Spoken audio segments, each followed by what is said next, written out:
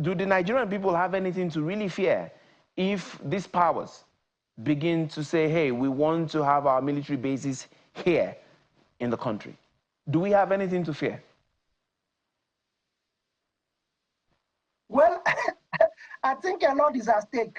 We need to take a much more, deeper and historical perspective to understand why a certain section of the country, particularly some intelligentsia or influential opinion leaders in the north, is actually opposing the possibility, and it's still within the realm of possibility. The possibility that that Nigeria will be one of the potential hosts, to U.S. bases.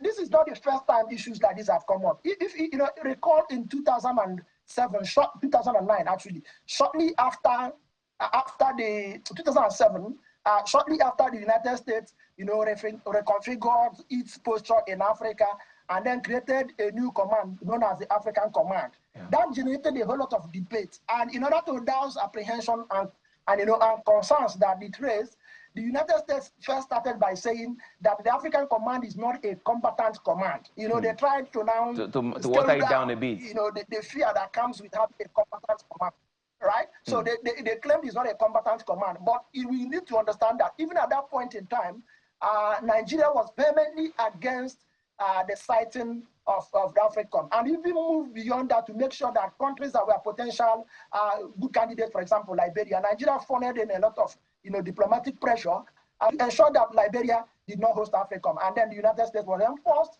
to host AFRICOM in Stuttgart, Germany. And from there, it has been operating. Now, the latest, as you have mentioned, is the fact that the United States is being forced out of Niger because they operate two critical bases there. What they call the Air Force Base 101 and 102. 101, of course, is just very close to the capital, just in the capital near the international airport. And then 102 was the one that with partners, allies, France, and other European countries to maintain a real-time situation awareness of events that is happening in the Central Sahel, using it as a launch pad, not just to gain intelligence, surveillance, and reconnaissance, but also to launch attack against some terrorist groups. And again, there's a lot of questions and concerns which if time permits, we can discuss that.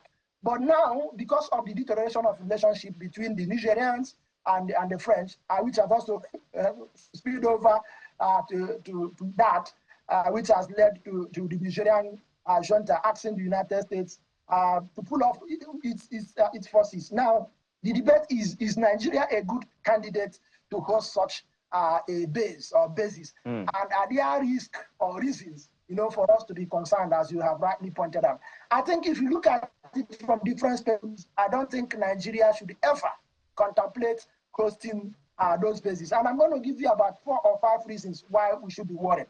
Number one, you have already seen that there's already increasing contention by superpowers, trying to get a lot of foothold or to gain more entrance into the West African region, the Sahel region, for example.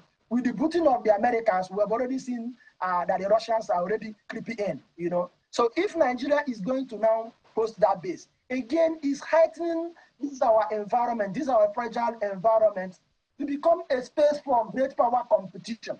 And I don't think it's something that is going to bode us any good at all. Second is that we already have a fractured relationship with Niger. And you can understand against the backdrop of Nigeria, as leading the ECOWAS to impose sanctions on Niger, but more importantly, also threatened to use military force, to compel the junta to leave. We have already had a fractured relationship, and I think I need to put this on the table. Amongst Nigeria's francophone neighbors, Niger has been the most enduring. Niger has been the one that has the most robust, most friendly relationship with us. But the unfortunate incident of last year's coup have created a serious gap, between us and Niger. Now, if we are likely going to host this military base by the US, it's really going to compound rather than address the diplomatic gaps we already have with Niger. Meanwhile, we needed to have that close relationship, that robust relationship with Niger to be able to more effectively deal with some of the transnational cross-border security challenges we are having. Whether you're talking about banditry or whether you're talking about a very enduring, strong relationship we've had in Niger in dealing with the problem of the Boko Haram. Don't forget the fact, again, I keep on mentioning Niger. Don't forget about the fact that when we had the major challenge of Boko Haram attacks and displacements in the northeast, the different region of Niger played host to most of our brothers, our nationals that became refugees. And so this is a relationship that shouldn't be lost on us in terms of trying, to establish a relationship with a foreign power that will make a situation that is bad already worse.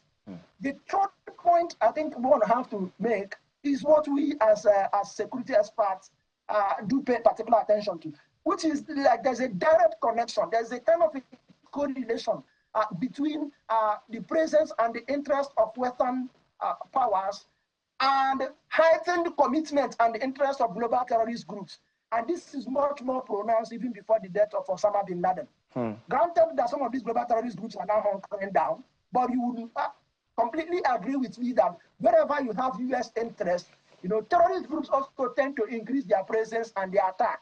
They may not be able to defeat U.S. forces, but for them also, it adds to the symbolic value of their global jihadi ideology, that they are fighting their enemy. So given that pronounced ideological position, particularly from global terrorist groups, that the U.S. is their staunch enemy.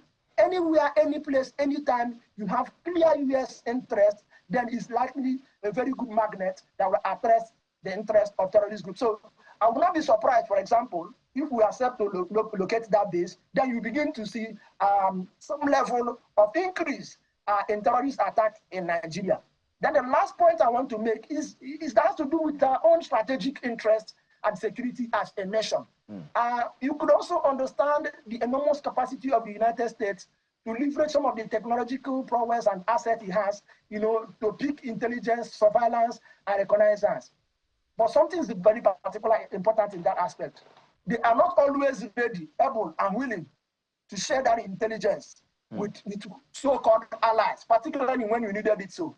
You will recall their experience with the 2014 Chibok incident when over 200 Chibok students were actually kidnapped.